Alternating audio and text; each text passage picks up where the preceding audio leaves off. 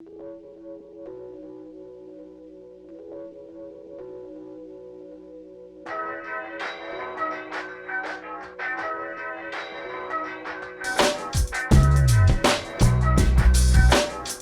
listeners. Welcome to the Connecticut House Democrats podcast, where we take a deep dive into the laws, bills, and issues that affect the citizens of our state.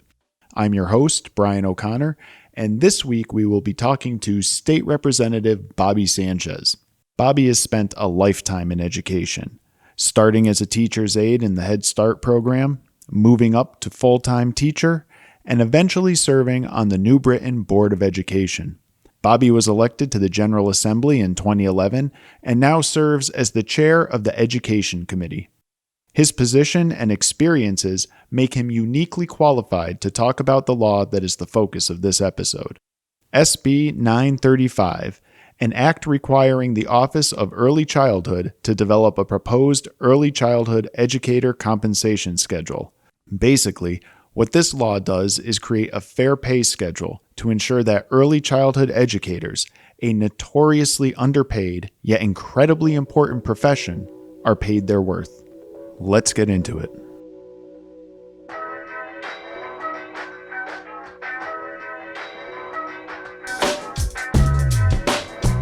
All right, I am here with Representative Bobby Sanchez. How are you? Good, Ryan. Doing really good. Thank you for coming on the podcast. I appreciate it. So the reason I want to have you here is that you have a long history of fighting for early childhood education, specifically the Head Start program. Could you speak a little bit about your experiences and background in early childhood education? Oh, definitely. It goes back to the late 1970s when I started as a teacher's aide in the Head Start program. I just fell in love working with children, and I, at the time, was the only male teacher's aide. There were no teachers, there were no teacher assistants that were men. Wow. I was the only male, and kids tend to gravitate to the guys because for some reason they just tend to do that because it is a profession that's mostly female. Mm-hmm. Although I would like to see that changed. But I started off as a teacher's aide and then just moved up the ranks to teacher assistant, teacher. And I taught for almost 20 years with the Head Start and daycare programs between the city of New Britain. And I did close to 3 years in the city of Hartford with another nonprofit. And then I noticed that salary-wise, and this is one of my biggest issues when it comes to preschool education, many of the teachers and teacher assistants that work in this profession, particularly if they are state-funded programs, they are the lowest paid teachers. And so, unfortunately, at the time I was getting ready to raise a family, and I could not stay in the profession because the salary was just not there. Right.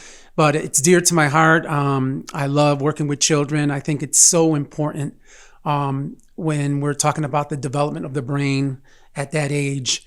And you can do so much to teach children and to prepare them for elementary schools and so forth. And statistics have shown that when you teach kids at this age, they are more likely to graduate from high school. They are more likely to go to a college or to take a trade.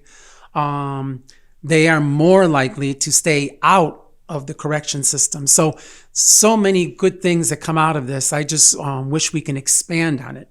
Right. So digging into that a little deeper, since there are so many studies that show the lifelong benefits of early childhood education programs, why do you think it is that as a society, we don't really recognize the importance of funding these programs?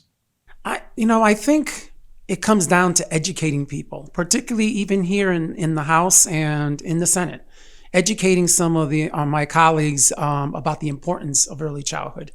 I know in the past when we have brought out legislation on the House floor, you would get some really funny questions in regards to early childhood, and having some side conversations with some of the legislators.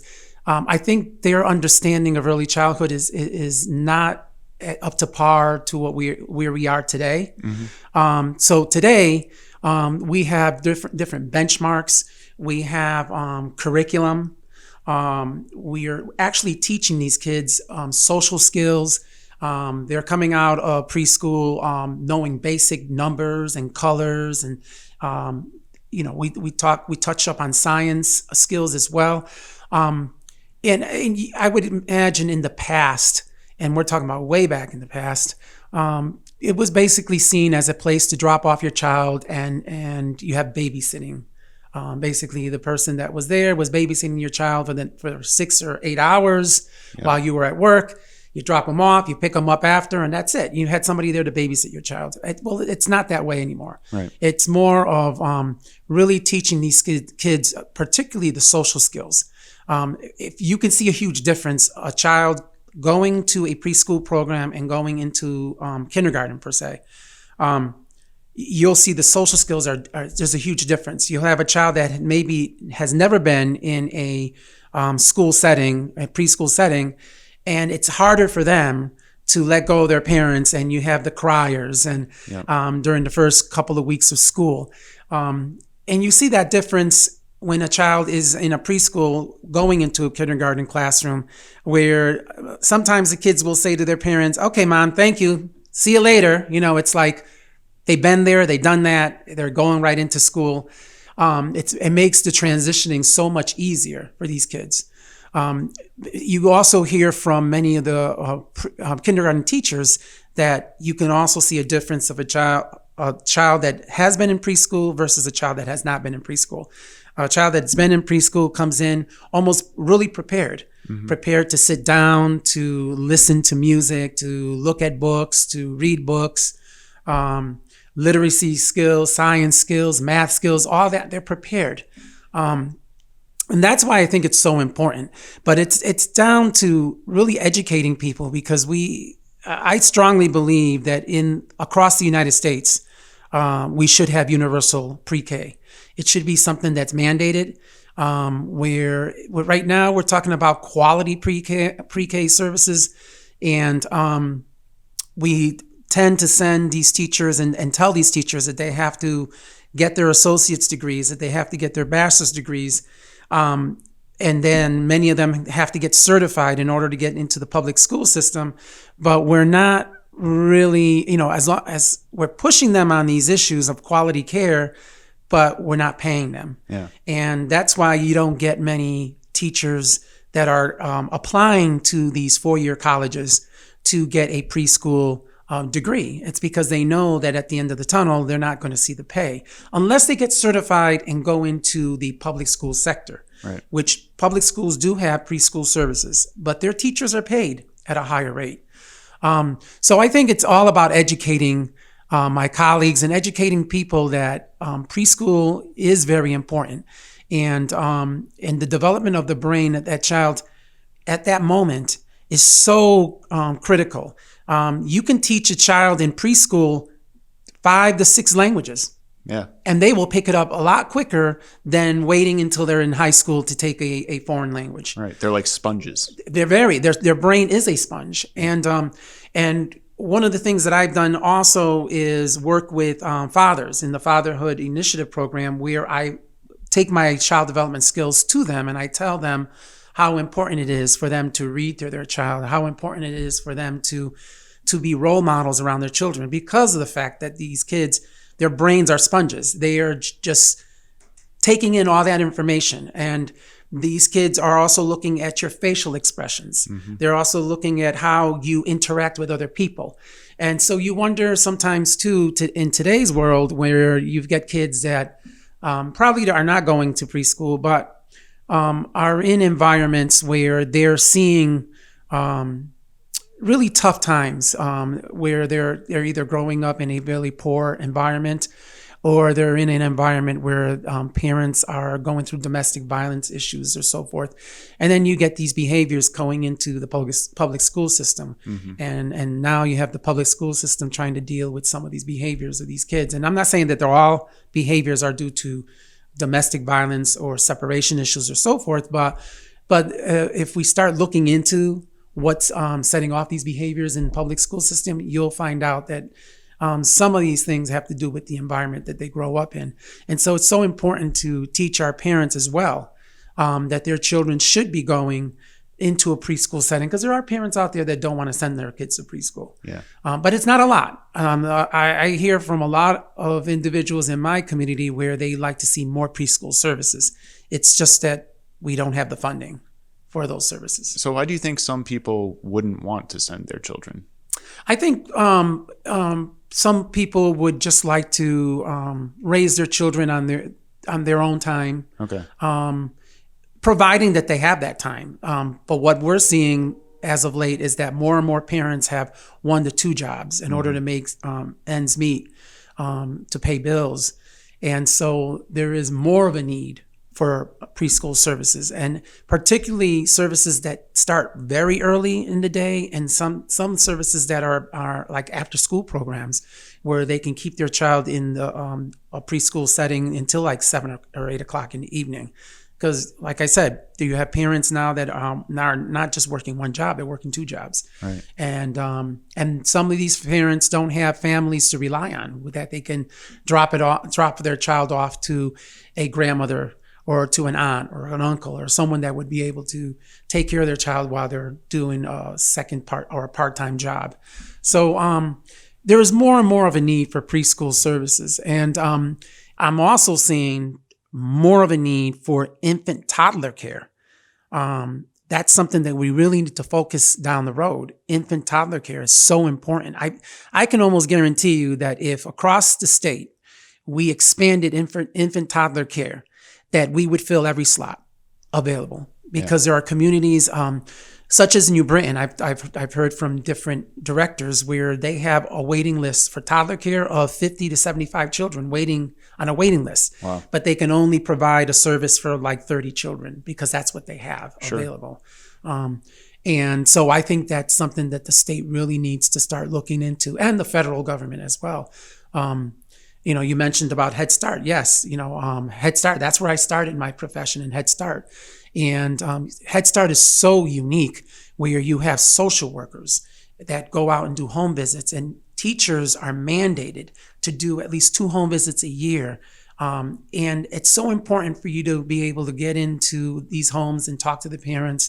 And at the same time, it's not that they're going in there to see how you live, but they're going in to let you know that there are services available to you in case you need a service. And I'll give you an example. When I was a teacher for many years in the Head Start program, I would do home visits twice a year, once around September and October, and then at the end of the year, just to do some follow-up work with the parents and let them know where their child is educationally. During some of these visits, I would notice that the parents were living in a very poor environment, and maybe they weren't knowledgeable about how they can complain to the health department about a roach infestation or rats in the house, or because sometimes you do rent from some landlords that don't take care of their properties. And so just to advocate to them and let them know that there are services and there are people that you can go to take care of that issue, so that you don't have to live in those conditions. And so sometimes parents look at it like, oh, you're getting into my private space, you're getting into my you're interfering with my life. Yeah. No, it's not about that. It's about working with you, about advocating for your child, and about advocating for you, and letting you know what those services are out there, because you may not know all the services out there. We've connected parents to energy assistance programs, weatherization programs if they have their own homes, where there's organizations that come in and they weatherize your windows for the winter. So a lot of things that we can share with parents, and I think that's so important and so unique about the Head Start program, that I wish that everyone else would take that as an example. And if we ever get into universal pre-K, I think it's crucial that these programs have social workers that can also work with the parents, not just the children, but with the parents. Right. So getting back to SB 935, what it does is it creates a compensation schedule. Yes. Could you expand a little bit on that? Like what it actually does, how it would be implemented? So this is a bill that I fought for in the past, 3 to 4 years that I've tried to bring it out on in committee. It did come out of committee, and sometimes it would die up in the Senate or it wouldn't go anywhere. But last year we did finally get it out as a study, where and we could attach some finances to that, but we just don't have the money right now. But as a study, it came out where the Office of Early Childhood, the commissioner, and a group of her and staff would come up with a way of how we would compensate our teachers in a state-funded program. So the state does fund numerous programs throughout the state of Connecticut, and they are daycares or they are school readiness programs.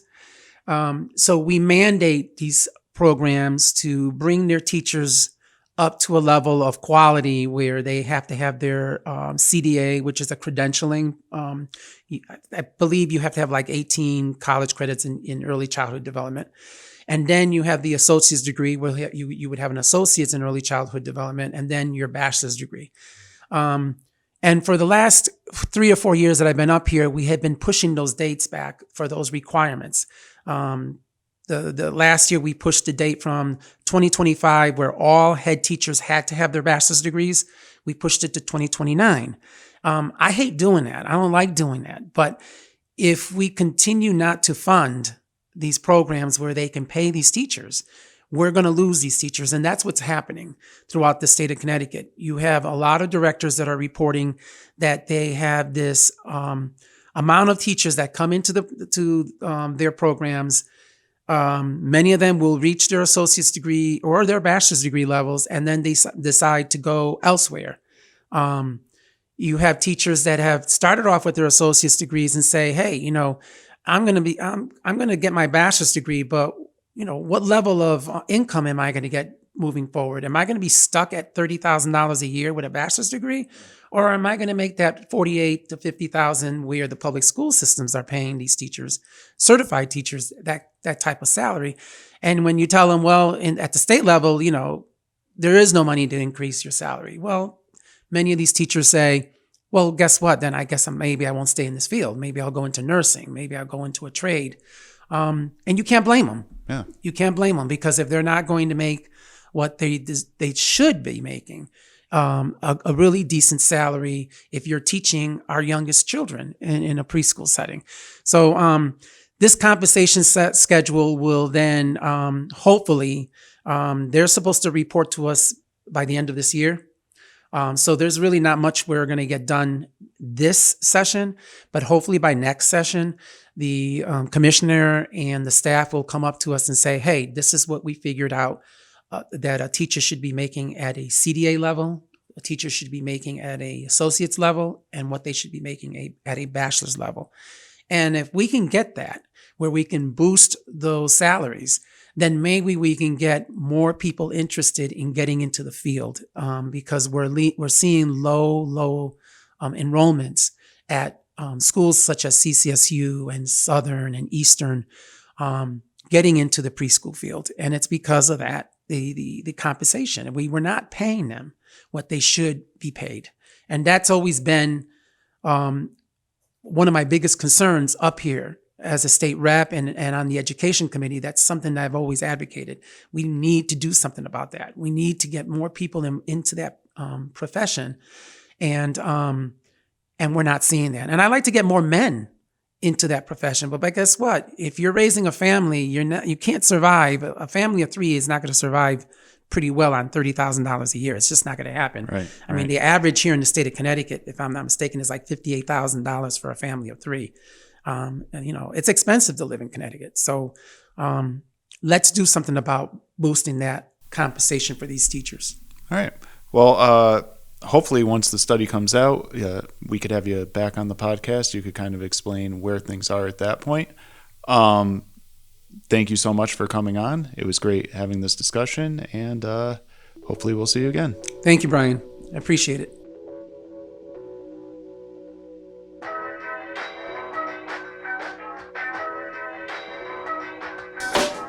There you have it. An important conversation about an important piece of legislation. I want to thank you for listening to the Connecticut House Democrats podcast. Join me again next episode when I talk to State Representative Greg Haddad about the PACT plan, otherwise known as Debt-Free Community College. Until then, keep it steady, everyone.